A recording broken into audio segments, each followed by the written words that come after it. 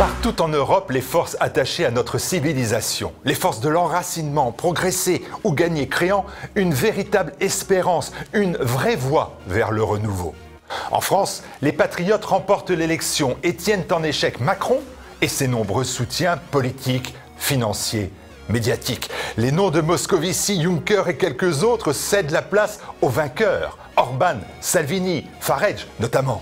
Ces victoires sont aussi la réussite de TV Liberté qui, depuis 5 ans, quotidiennement se fait le porte-parole de ce mouvement de fond que connaissent la France et l'Europe. Votre chaîne alternative est l'illustration, la représentation des mêmes valeurs, des mêmes principes, du même esprit d'indépendance. Mais l'on ne peut pas se contenter que de ce satisfait site, de ce bel impact. Nous devons tout mettre en œuvre pour nous développer davantage et devenir dès lors incontournables. C'est pour cela que nous lançons dès aujourd'hui une campagne 1+1.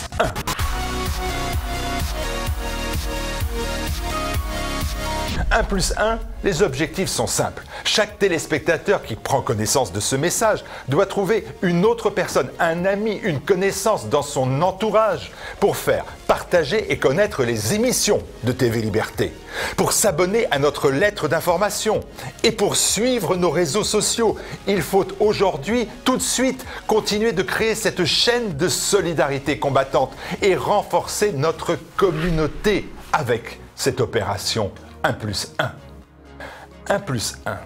Si nous associons à un don un nouveau don, alors sera assurée enfin la survie de TV Liberté et notamment pendant la période de l'été toujours financièrement difficile.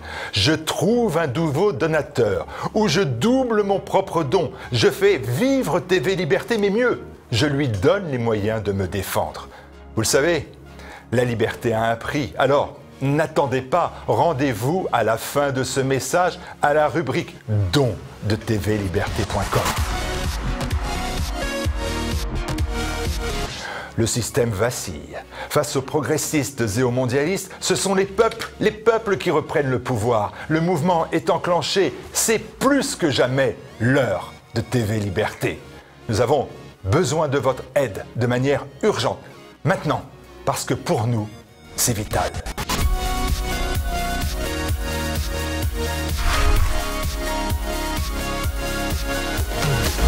Et n'oubliez pas, le prélèvement à la source ne change rien. Votre don donne toujours droit à une réduction de 66% d'impôts.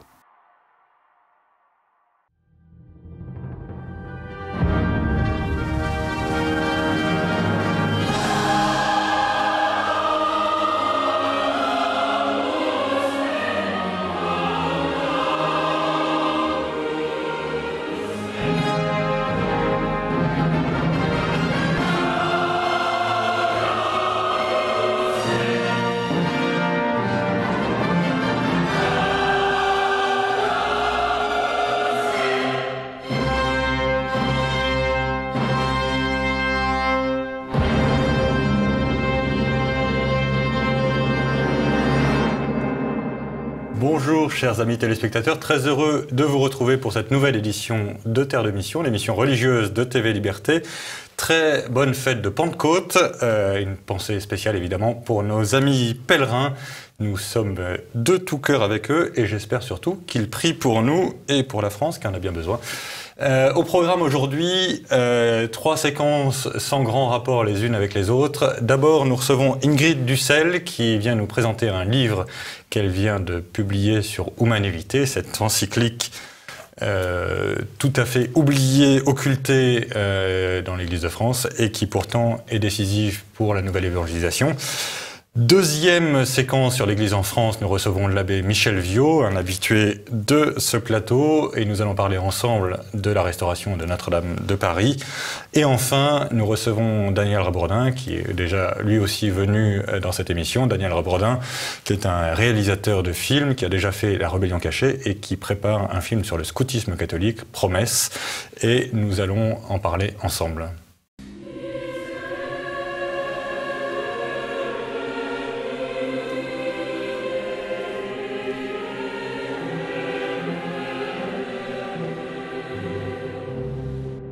Et donc tout de suite, je me tourne vers Ingrid Dussel. Bonjour Ingrid. Bonjour. Merci beaucoup d'avoir accepté notre invitation. Vous venez de publier un petit livre très original, un questionnaire de Proust sur Humanevitae. Donc Humanevitae, chacun connaît au moins deux noms. Cette grande encyclique de Paul VI, donc on vient de fêter le 50e anniversaire, si je ne m'abuse, en 2018. Paul VI, qui lui-même était tenté par la version libérale, entre guillemets, sur le sujet, Humanevitae, c'est sur le sujet de la régulation des naissances. Paul VI et tout son entourage étaient plutôt tentés par la version libérale et le Saint-Esprit ayant fait son œuvre, on a une encyclique très courageuse, à contre-courant. On est juste après mai 68 ou juste autour de mai 68 et pourtant il rappelle qu'il y a une loi naturelle, y compris sur la sexualité humaine. Et alors vous avez déjà pour Paul VI c'est un peu gonflé, mais vous en rajoutez. C'est encore plus loufoque, pardonnez-moi l'expression, mais c'est encore plus loufoque de faire un questionnaire de Proust sur une encyclique aussi archaïque. Oui, loufoque et à contre-courant, ça c'est sûr. En fait, vraiment, j'avais à cœur de présenter à la jeune génération quelque chose qui pouvait leur sembler poussiéreux, leur sembler dépassé, et leur montrer à quel point c'était actuel pour leur vie d'aujourd'hui et leur engagement futur dans la vie conjugale. Et j'ai voulu vraiment réfléchir avec leur code à eux, leur façon aussi de recevoir les informations. Et c'est vrai que à l'ère du 3.0 maintenant et autres, on est vraiment dans des réceptions de contenu qui sont concis, qui sont très courts. Et j'ai vraiment médité et réfléchi aux moyens qui pouvaient parler à des jeunes avec leur langage et leur code pour que ça soit entendu. Parce que les inviter à lire l'encyclique ça te ferait du bien, c'est bon pour toi ou tu devrais la lire, et ben en fait ça ne suffit pas. Ouais. Et donc j'avais vraiment envie de rentrer dans la mouvance qui leur parle et qui les intrigue. Donc après, c'est vrai que le questionnaire de Proust, c'était en soi très original. Je voulais aussi que ce livre puisse être un outil pour des soirées en cycle. C'est-à-dire, par exemple, je l'ai proposé à Even. Il y a des équipes d'Omus qui l'étudient cette année sur plusieurs soirées, etc. Donc, je voulais que ce soit des petits chapitres très concis pour que ce soit justement étudiable et lisible par séquence. Et voilà, le questionnaire de Proust me semblait vraiment un bon format pour que ça soit accessible et surtout que Humanevitae se dévoile. Parce que finalement, le bruit que la parution a enclenché d'opposition a finalement occulté le message. Le fond a été vraiment personne s'est intéressé caché. Ouais, absolument. Voilà. Donc là, c'est une mise en lumière. En gros, tout le monde a retenu que Paul VI disait non à la pilule, ce qui est palpitant en soi, mais qui a pas beaucoup d'intérêt. Il y a une vraie réflexion anthropologique sur ce que dit la sexualité humaine de ce que nous sommes, de ce qu'est Dieu, de ce que nous sommes sous le regard de Dieu. Et donc, au plan formel, c'est très original comme façon de présenter les choses. C'est 2 ou 3 pages, entre 1 et 3 pages, disons, par question. Il doit y avoir 30 à 50 questions, je ne sais plus très bien.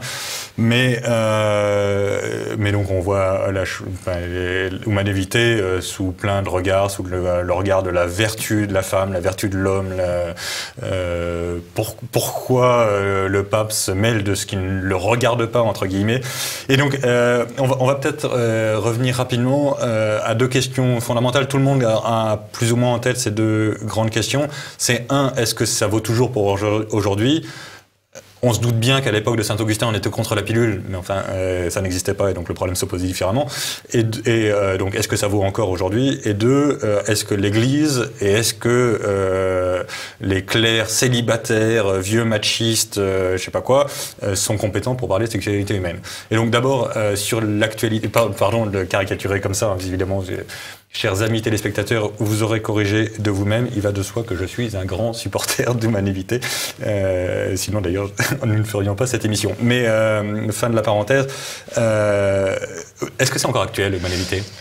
Tout à fait, parce que tant qu'il y aura des époux qui s'engageront donc sur la voie du mariage, ce mariage sera sanctifié. Donc,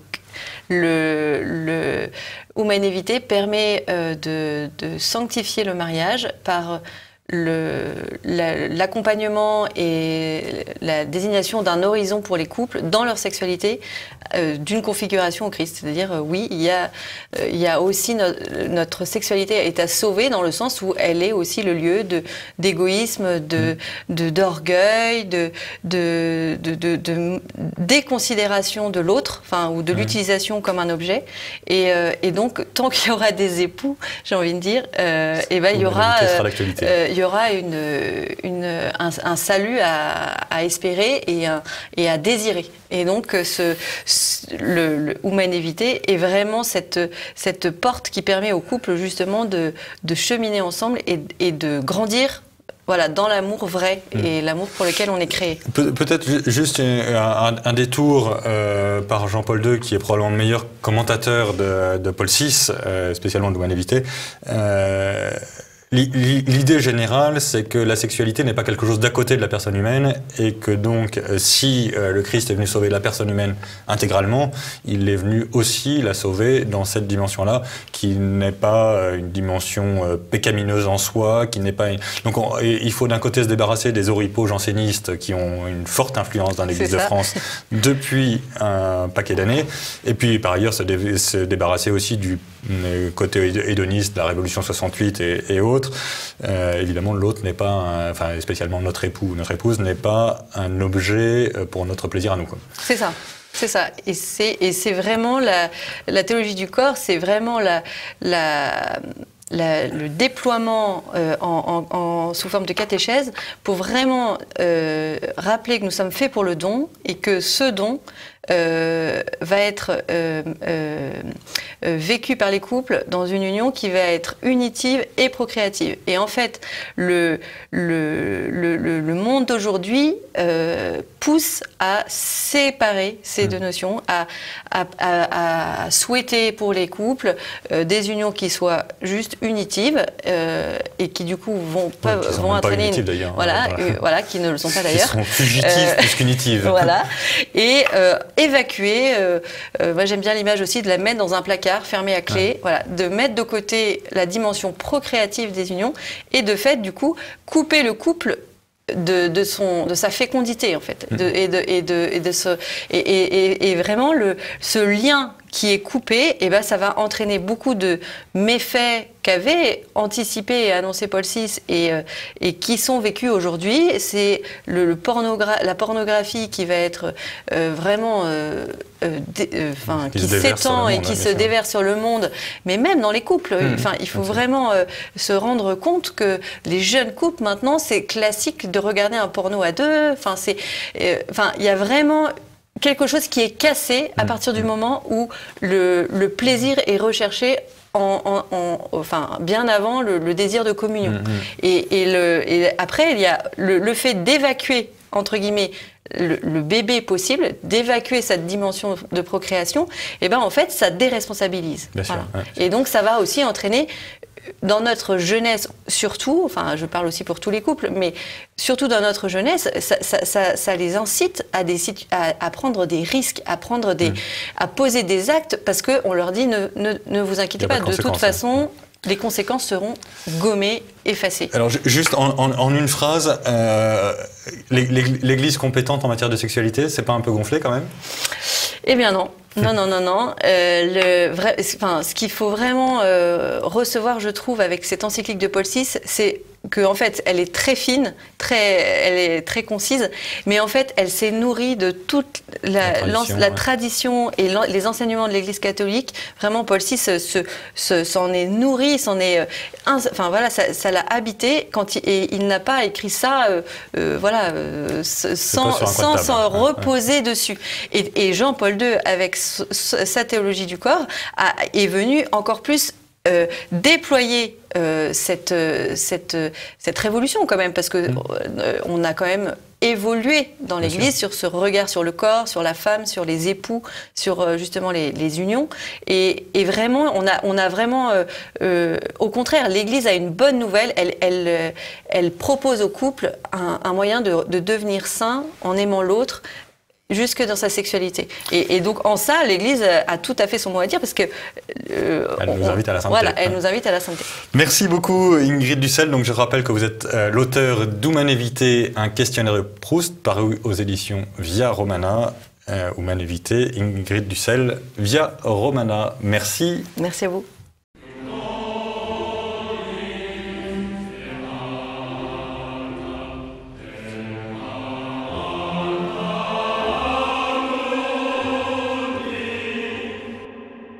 Nous revenons sur le plateau de Terre de Mission et nous recevons aujourd'hui l'abbé Viaud. Bonjour monsieur l'abbé. Bonjour. Merci beaucoup d'avoir accepté notre invitation. Nous allons parler aujourd'hui d'un sujet qui tient à cœur non seulement aux catholiques de France, mais aussi à beaucoup d'autres Français et à beaucoup d'autres catholiques dans le monde, qui est la restauration de Notre-Dame. Aujourd'hui, enfin en ce moment, le Parlement débat de la loi d'exception qui va permettre la restauration. Beaucoup d'inquiétudes rôdent autour de cette restauration et donc on va parler ensemble des possibilités, des idées qu'il y a derrière. La première chose, c'est que vous avez un plan qui n'est pas le vôtre, mais un plan de restauration de l'île de la Cité assez radical. Oui, un plan qui d'ailleurs, qui n'est pas le mien, vous le dites fort justement, puisqu'il a été en possibilité de distribution du 15 avril au 17 avril 2017, à une exposition à la Conciergerie. En fait, c'est un remodelage complet de l'île de la Cité. Parce que, évidemment, les 13 millions de touristes qui passent par an sur ce parvis, on estime que c'est quand même dommage qu'ils s'en sortent en donnant simplement 1 euro pour un cierge à Notre-Dame, s'ils veulent, ou une carte postale. Bon, et évidemment, tout est fait, comme le disait un de mes amis, pour attirer les marchands du temple, c'est-à-dire qu'on supprime le parking actuel, qui est quand même bien pratique, pour y mettre des galeries souterraines avec des marchands de luxe, du coup, qui veulent un toit transparent, si bien que notre parvis sera, enfin, si on peut appeler ça encore un parvis, sera transparent, et que, comme a dit un architecte facétieux, nous pourrons voir sous vos soutanes quand vous préparez des grandes processions. Et par ailleurs, l'Hôtel-Dieu est déjà transformé en hôtel de luxe, ou plus ou moins. Alors on ne sait pas très bien d'ailleurs ce que c'est, mais... Oui, on ne sait pas. On ne sait pas parce que ce qui nous dit l'Hôtel-Dieu, ce serait long à expliquer à nos téléspectateurs, mais je pense qu'ils peuvent, ils peuvent quand même se renseigner. On sait qu'il y aura un restaurant gastronomique, il y aura un incubateur, mais on ne sait pas trop à quoi il va servir. Il y aura une maison des associations. Voilà. Et puis alors surtout, ce qui est assez intéressant au point de vue symbolique, c'est que la préfecture de police qui fait face, et qui fait face à Notre-Dame, eh bien on lui met une coupole en verre. Un peu, pour dominer les flèches. Oui, c'est le même architecte que celui du Bundestag, l'ancien Reichstag de Berlin. On voit qu'ils ont de bonnes inspirations, n'est-ce pas ? C'est une façon, au fond, de montrer que le pouvoir temporel est aussi important. Domine le spirituel. Ouais. Voilà, nos rois n'auraient pas osé ça. Non, c'était pas le genre de la maison. Non, parce qu'on a sous Louis XV, enfin, on a pensé avant, on n'a pas attendu 2019 ou Monsieur Hollande pour savoir si on pouvait embellir. Alors peut-être qu'on peut peut-être rappeler à nos téléspectateurs que le plan de restauration de l'île de la Cité ne date pas d'Emmanuel Macron, ne date pas de l'incendie de Notre-Dame. Il date de François Hollande qui a mis une mission sur pied. Qui l'a mise en 2015. Voilà. Et dès 2016, il a eu une réponse par des gens qui sont fort connus sur la place de Paris. Architectes des bâtiments de France. Oui, exactement. Mais alors, il y a quand même des choses qui sont étonnantes, justement, de leur part. C'est quand ils pensent que des bâtardeaux qui seront mis au Pont-Neuf ou à la pointe de l'île Saint-Louis suffiront pour, disons, contenir les crues de la Seine.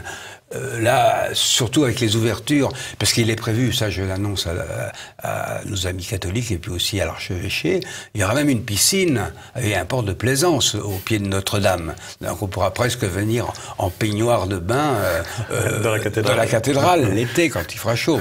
Hein Parfait. Mais en fait, c'est pour attirer les marchands du temple, ouais, voyez-vous, et on n'a pas ce souci, c'est ça qui est un petit peu dommage. C'est pour ça que je crois qu'on a demandé les dérogations. Et c'est ça. Alors, donc, revenons à la situation actuelle. Donc, Notre-Dame vient de brûler. C'est, entre guillemets, une excellente occasion de lancer cette restauration.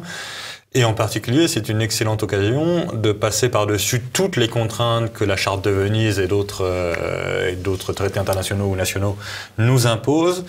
Et Notre-Dame étant ruinée, on peut la reconstruire à notre guise pour l'intégrer dans ce nouvelle île de la Cité. Elle n'est quand même pas ruinée, parce que si on peut faire de comparaisons de deux cathédrales qui nous tiennent autant à cœur, qui est celle de Reims. Bien sûr. Hein, bon, celle de Reims était dans un tel état de ruine en 1918, bien pire, que les Français, le gouvernement a pensé la laisser ainsi pour montrer la barbarie allemande, mais se souvenant tout de même, un an plus tard, de ce que représentait Reims pour la France, et pourtant les gens qui étaient au pouvoir dans ces périodes-là n'étaient pas spécialement des catholiques. Des grands monarchistes ou des grands catholiques. Bon, eh bien, ils vont reconstruire la cathédrale de Reims. Et 1919, c'est le chantier. Elle est terminée en 1937 et elle est rendue au culte, elle est reconsacrée par le cardinal Suard, qui a les pouvoirs d'un légat du pape, qui est nommé légat à cette occasion, en 1938. Donc, mais elle n'est pas achevée de restaurer. C'est ça que je voulais dire, voyez-vous, que entre rendre culte et restaurer comme il convient, il faut du temps, car on est seulement en train maintenant de restaurer, de finir la restauration de la cathédrale de Reims. C'est vous dire si ça prend du temps. Alors, ce qui peut aussi, ce qui va jouer dans le facteur temps, il ne faut pas se le cacher, c'est ce qu'on décidera sur la charpente. Est-ce qu'on la fait en chêne ou est-ce qu'on la fait en métal, comme à Reims? Et là, j'avoue que je ne suis pas compétent pour juger. Il faut faire appel à des gens compétents, et qui aient le temps de réfléchir. Absolument.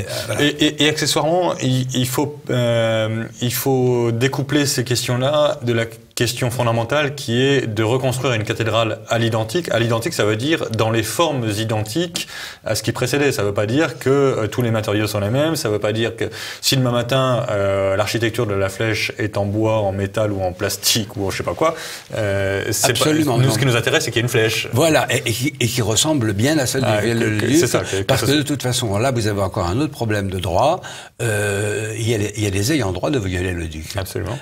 Et qui veulent, d'ailleurs, comme Madame le maire de Paris, elle l'a dit très clairement, n'est-ce pas, que c'était la flèche de Viollet-le-Duc. Et c'est pour ça que, franchement, je ne comprends pas pourquoi on a ouvert un concours international, surtout quand on voit les propositions. Si c'était un concours international pour nous faire une flèche qui ressemblerait le plus à celle de Viollet-le-Duc, je serais ravi. D'ailleurs, nous avons les statues de la flèche de Viollet-le-Duc qui ont été descendues miraculeusement. Et nous avons même retrouvé le coq, n'en déplaise à Monsieur Barbier, un de vos confrères, l'homme à l'étoile rouge.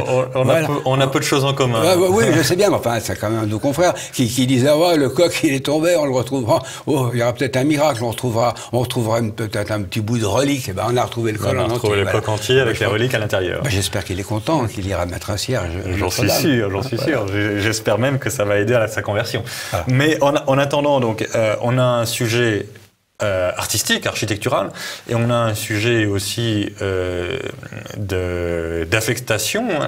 Une cathédrale, c'est fait pour le culte catholique, pas pour autre chose. Ça a été construit pour être le reliquaire du Saint-Sacrement, pour être le reliquaire aussi d'autres reliques, évidemment, mais ça n'a pas été fait pour être une caisse enregistreuse pour l'État français, ça n'a pas été fait pour être un parking, ça n'a pas été fait pour être une musée, ça n'a pas été fait pour être une salle de concert, ça a été fait pour être une cathédrale. Alors vous avez tout à fait raison là-dessus, et je crois que je vais simplement vous donner un exemple. Le gouvernement a consulté le Conseil d'État, bien entendu, comme pour toutes les questions religieuses, et jusqu'à présent, le Conseil d'État a donné toujours des avis extrêmement fouillés et dans l'ensemble très, très, très respectables et très justes. Mais, cette fois-ci, je vous avoue qu'en lisant à la page 4-5, un des paragraphes du Conseil d'État, je me suis demandé où cet homme-là avait appris son droit, ou s'il se souvenait encore qu'il y avait une loi de 1905. Parce que il dit qu'on va consulter bien sûr le diocèse de Paris, parce qu'il est le principal utilisateur de la cathédrale. Le principal utilisateur. Je suis révolté. Absolument. Ça n'est pas le principal, c'est l'unique affectataire. L'unique affectataire. C'est l'affectataire. Aristide Briand s'est assez battu avec Jaurès au moment du vote de la loi de 1905 sur la question des affectations des biens, justement. Alors, il ne faut pas qu'aujourd'hui on nous serve une soupe pareille parce qu'on ne la boira pas. Absolument. Le grand combat, il y a un grand combat artistique qui va être important, et il y a un grand combat religieux et juridique qui est que l'Église de Paris, l'archidiocèse de Paris, est l'unique affectataire de la cathédrale de Paris. Et alors, pour conforter cela, puisque l'État lui-même, il nous épargne comme ça, on ne peut pas interpréter ce que je vais dire comme étant une méchanceté à l'égard de l'État, puisque l'État lui-même a déclaré qu'il n'y fallait plus envoyer d'argent parce qu'il y en avait assez, ce qui, moi, personnellement, m'étonne beaucoup, parce que j'ai, dans le temps, dans une vie antérieure, eu une église qui n'appartenait pas à l'État, mais à la ville de Paris. On demande toujours de l'argent à l'église quand on restaure.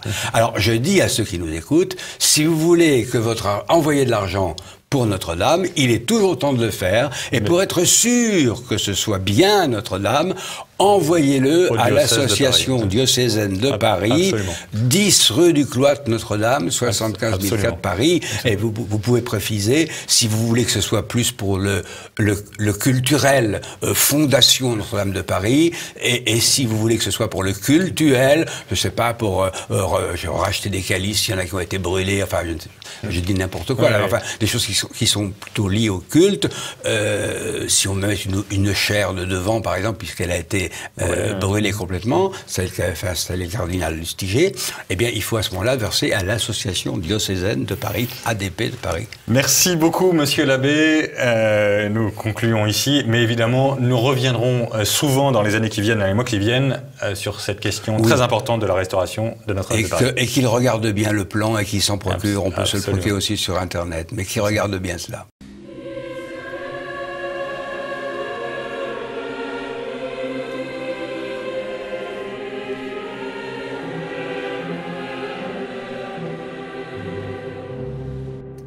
Nous revenons sur le plateau de Terre de Mission et nous recevons aujourd'hui Daniel Rabourdin. Bonjour Daniel. Bonjour Guillaume. Merci beaucoup de revenir sur ce plateau où vous avez vos habitudes.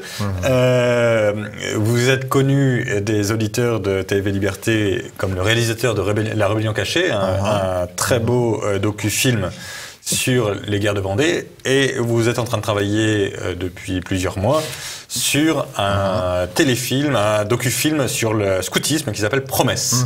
Vous pouvez nous en dire un peu plus? Quelle est l'idée générale du film? Oui. Film d'aventure dans le style signe de piste, un film professionnel qui n'est pas sur le scoutisme, mais qui montre des scouts. D'accord. Et le héros est sûrement un jeune acadien de Louisiane qui revient avec sa mère française en France. D'accord. Et là, il y a une amitié avec une patrouille ou un semblant de patrouille libre, on ne sait pas exactement, c'est encore à définir, on est en écriture. Donc c'est un film qui voudra être réellement professionnel, qui voudra être dans les cinémas, et qui sera d'un budget substantiel et qui aura besoin de l'aide des anciens scouts et des scouts actuels en France, en Amérique et dans le monde. D'accord. Et donc l'idée, c'est comme les signes de piste, de présenter les valeurs traditionnelles du scoutisme, l'honneur, la fidélité à l'engagement et ce genre de choses, en acte en quelque sorte, hein, dans des conditions concrètes de la vie quotidienne, quoi. Exactement, en acte. Et sans arrêt, en fait, j'ai un peu de l'eau de Rennes en main. Sans arrêt, je dois faire, que ce soit dans l'écriture actuelle, un film qu'on voudra voir parce que c'est amusant ou parce qu'on veut se distraire, adulte ou jeune. Totalement, il faudra que ce soit un film de distraction. Et en même temps, totalement, il faudra que ce soit un film avec des valeurs catholiques. D'édification. Et d'édification et d'évangélisation, de toute façon aussi. Mais Et comme vous le savez, tout le monde le sait, plus on est subtil, c'est comme en homéopathie, et plus c'est efficace quasiment. Bien sûr. Donc il faudra que ce soit artistique, il faudra que vous et moi, quand on est fatigué à 10h, 11h du soir, on veuille le voir parce qu'on veut se détendre. Et alors, actuellement, vous en êtes à l'écriture du scénario ? C'est ça. Et alors, les étapes qui viennent, c'est quoi ? Oui. Alors, pendant qu'on fait l'écriture, et actuellement c'est la pré-écriture, et je dois vraiment, c'est ce que je fais aussi dans mon livre, Comment faire un film indépendant sans perdre son âme, c'est nous éduquer pour nous rendre compte à quel point il y a de multiples étapes. Mais c'est vrai que, en même temps que l'écriture, on commence à faire le contact avec les possibles bienfaiteurs, qui seront tout le monde aussi, sûrement des gens de la merveilleuse TV Liberté ou du Salon Belge qui nous aident tellement. Et j'essaie de vous faire une publicité en écho aussi, en France et en Amérique. C'est gentil. Vraiment, c'est formidable ce que vous faites, ce qu'on fait tous ensemble avec nos auditeurs de tous les côtés. On est une communauté. Donc, bienfaiteurs et investisseurs. Et bien sûr, c'est ce qu'on doit toujours faire. Il faut déjà, dès que l'on crée, savoir qui va regarder et qui va amener à ceux qui regardent. Donc, déjà contact avec les possibles distributeurs dans le monde, en France ou en Amérique, et les deux à la fois, ou les trois à la fois. Donc ça, c'est le fin de parcours qui doit commencer dès maintenant. Et nous avons bien sûr à prendre des contacts avec des producteurs. L'une de vos invitées, aujourd'hui par exemple, va me mettre en contact avec de potentiels producteurs en France, une maison de production. Donc, bon Dieu fait bien les choses, on se rencontre ici, c'est formidable. Donc, contact déjà avec les équipes. Et l'une des choses que quelqu'un comme moi il y a 20 ans, et quelqu'un comme beaucoup de gens maintenant va penser, c'est « et l'acteur, et les actrices ». Et c'est pas forcément la première chose à laquelle on pense. Parce que si je vais à un acteur et son agent, on va pas parler avec l'acteur, on va parler avec l'agent. Et l'agent va dire, montrez-moi l'histoire. Et qu'avez-vous fait avant? Et quel est votre soutien financier? Et qui va vous distribuer? C'est tout de suite des questions d'entreprise. Et oui, de logistique. C'est normal. Et donc, on a besoin de finir ce script. Donc le casting, ça viendra peut-être aux 2/3 du travail, le choix des acteurs. Et donc pour l'instant, écriture du scénario, à la rentrée, bouclage du financement. Oui. Et le tournage, c'est quoi? C'est prévu pour 2020? Le tournage, c'est souvent, il faut facilement... Les grands, ça leur prend 3 à 4 ans. Pourquoi est-ce que les petits, ça leur prendrait 6 mois à 1 an, n'est-ce pas? Donc, moi, je dirais que le tournage est en 2021-2022. Si on a tous les appuis financiers, si les catholiques se mobilisent, si les gens droits se mobilisent. Vraiment, c'est leur cinéma, on ne peut pas le faire sans eux. C'est vraiment le grand message actuellement. Et donc, quand vous dites on ne peut pas le faire sans eux, c'est on ne peut pas le faire sans eux du point de vue du financement, on ne peut pas le faire sans eux non plus du point de vue de la distribution, parce qu'une partie de la distribution sera un peu underground, si on peut dire, pas uniquement les salles de cinéma, j'imagine. Oui, c'est ça, pas uniquement. On peut faire feu de tout bois. En fait, c'est une nouvelle façon de penser. Il faut vraiment se débarrasser de... Non, il y a un seul distributeur. Il y a telle chose qui se passe en janvier, puis en mars, puis... Tout change sans arrêt. Même les règles qu'on suit maintenant, elles ont été inventées par des hippies il y a 20 ans. Bien sûr. Donc, feu de tout bois.